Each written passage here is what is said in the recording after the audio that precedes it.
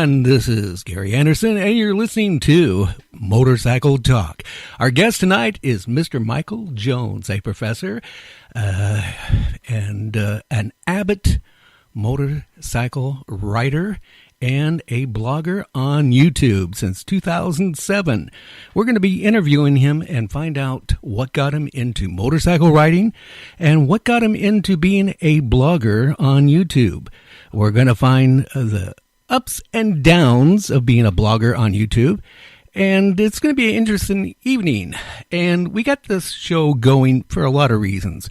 One, I've been an avid biker for a lot of years, and in my early years, I started out in broadcasting. I did a lot of Top 40. I did a little bit of talk radio, and got married and got into other things. I also found out in my early years, when you get married and you have a baby, broadcasting isn't the most secure job in the world.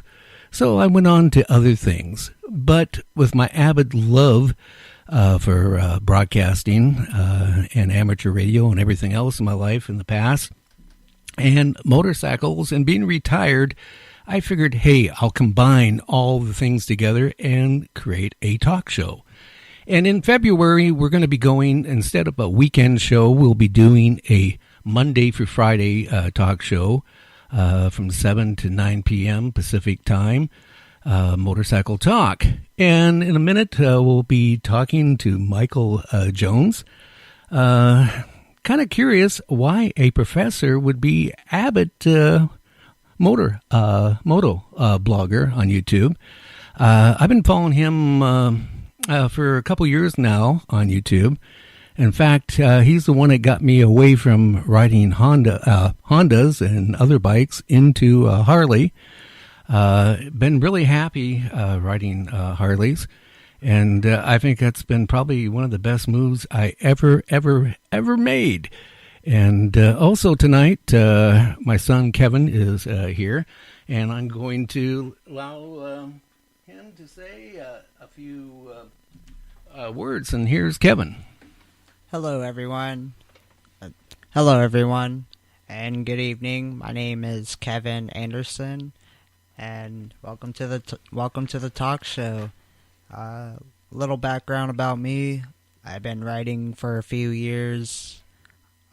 Started out on a small little moped, changed bikes. I actually crashed a Harley. My first Harley I bought a couple years ago. I crashed it, and then I ended up getting another one, and I'm still riding till this day. So, back to you, Gary. Yeah, and in fact, he's actually lucky to be with us. I mean, when he crashed his Harley on the freeway, he was throwing like 300 feet off his Harley, doing around 60 miles an hour, and totaled the Harley. So I'm glad he's still here. Anyway, I'm going to bring Michael on here. You got to bear with me. It's all new to me, so... Hey, Michael, are you out there?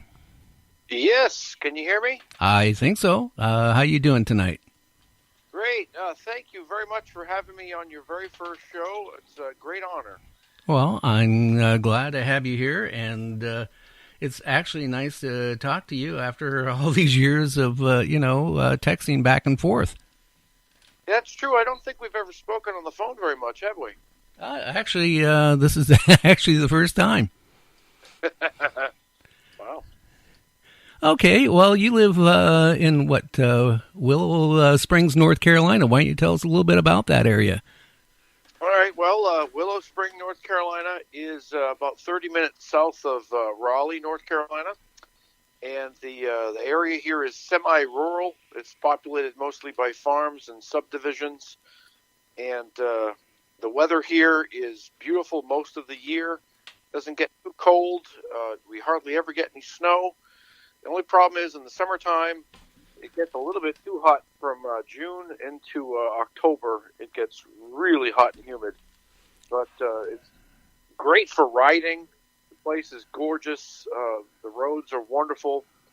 high quality roads and a lot of beautiful scenery. It's just a wonderful place to live. Yeah, how far is it? At one point in my early 20s, I lived in New Bern, North Carolina. How far is that from where you're at? I'd say probably about 2.5 hours. Okay. Yeah, I was kind of very much surprised. Actually, it caused me my first divorce. I got a job as a gel coater at that time up in Auburn, Washington, and they transferred me to North Carolina. They told me I would love it. It was just like the Pacific Northwest, the Puget Sound area. We got there, and I guess it was two rivers that kind of flowed together, and I guess that was like the Puget Sound area. They didn't tell us about all the snakes, and it was really hard. I guess back then it was like you lived in a real nice house or you lived in a mobile home. And my wife at that time just could not because she couldn't adjust to it. Yeah, I imagine it's a pretty big adjustment coming from the Pacific Northwest. Yeah, and it was really interesting. One day it was 70 degrees, the next day it would look like it was going to snow. Wow. Yeah, it's in the wintertime here that does happen. You'll get really cold days, and then you'll get really warm days. It's kind of unpredictable that way here. Yeah, well, it was a short stay there, like about a month, and then I drove nonstop back from North Carolina back to Seattle. So, and that was it. That was the end of the first marriage. Oh well, yeah. Well, I kind of know what you mean. My first marriage ended here as well. I guess North Carolina is a great place to end a marriage. Yeah, I guess so. So, Michael, what got you into motorcycles? And I think one time you told me you bought your first motorcycle and you didn't even know how to ride? That's exactly right. When I was growing up, my main thing was riding bicycles. I had one of those little banana seat bikes back in the 70s, and then when I got a little bit older, I wanted to have a 10-speed. My dad was a cheap person, so he got me a 3-speed, a Raleigh 3-speed, which was so horrible that one time when I parked it with a friend of mine, they stole his BMX bike and they left my 3-speed there. The bike no one would steal. And then I would ride my bicycles all around. And I eventually got my own 10-speed that I paid for myself and rode that for miles and miles. I explored all over where I'm from, which originally is Lynn, Massachusetts. And I would drive or ride my bike all around the North Shore of Massachusetts. Great time. And then I went to when I got a car, I went to this palm reader. And she kept grabbing my hand and saying, "Don't ever ride a motorcycle." Like she knew something about my future. Don't ever ride a motorcycle. And I never really had considered it before. But I thought, all right, well, whatever. I guess I'm not going to be riding a motorcycle. And then I went through life. I had to go. I worked a lot. I paid for my own schooling, went to college, traveled internationally quite a bit, and ended up in Fiji for 2 years in the Peace Corps. When I got back, I was teaching in Boston again. And one day, I decided I wanted to start exploring the roads again on a 10-speed. So I bought a very nice 10-speed. And I'm going around having a good time. And I realized that, geez, when I ride 20 miles out, I have to turn around and ride my fat ass 20 miles back. So that was the first inkling of maybe wanting to change. And what really got me was I saw at this place in Boston where they have remaindered stuff from the city. There were motorcycles that the police used to have, and they were for sale. And the ones that were on display were pretty expensive. So I called Boston Harley-Davidson, and I said, I'd like to buy a used police bike. I figured that would be on the cheaper end. He said, "You realize, buddy, that these things have been laid down and they've been ridden for thousands and thousands of miles, and you're going to have to recondition them and everything, and they're still $17,000. And I said, $17,000? I thought maybe $700. Yeah, so I said, no, I'm never going to be getting any of these. So I put it to bed. I was 28 years old at the time. I put it to bed. And then that was right around 1998. I moved off to Hawaii. I was working on a PhD and just living my life. And I had the bicycle, and I was still riding my bicycle all around until a car sideswiped my elbow going past. that kind of scared the heck out of me. And after 5 years of living in Hawaii, my wife and I decided to move to North Carolina. And when we did, my neighbor across the street, he had a red Road King Classic. It was beautiful. It was a 1999. And he kept going on about, how great it was to ride a motorcycle. And the roads in North Carolina are not at all good for riding a bicycle of any kind because they're very narrow. There's no place for a bicycle to fit, and the speed limit is 45, and nobody does 45. Everybody does at least 55.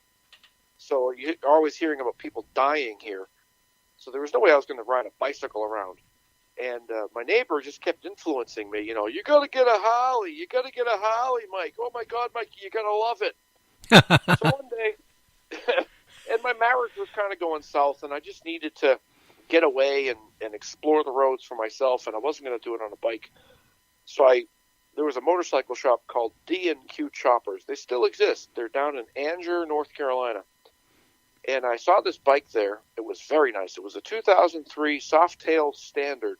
It was in gunmetal pearl, a 2003 model. So that was the 100-year anniversary model. Beautiful bike. It had some modifications to it. It had a Stage 1 on it. Had an S&S air cleaner and what they called dump pipes. Which are apparently these bikes that turn down, these pipes that turn down really sharp at the end. And that bike was so loud it would wake the dead. And I immediately fell in love. I had never ridden a motorcycle before. So Jim actually rode it home for me. And as he was coming down the driveway, he starts revving the engine real loud. And my wife was in the house. She started packing her bags. She was so pissed. And then, of course, she didn't leave for another 6 years, whatever. So I had the bike in the garage, and I backed it out to take pictures. And he says, I'll take the pictures of you, and then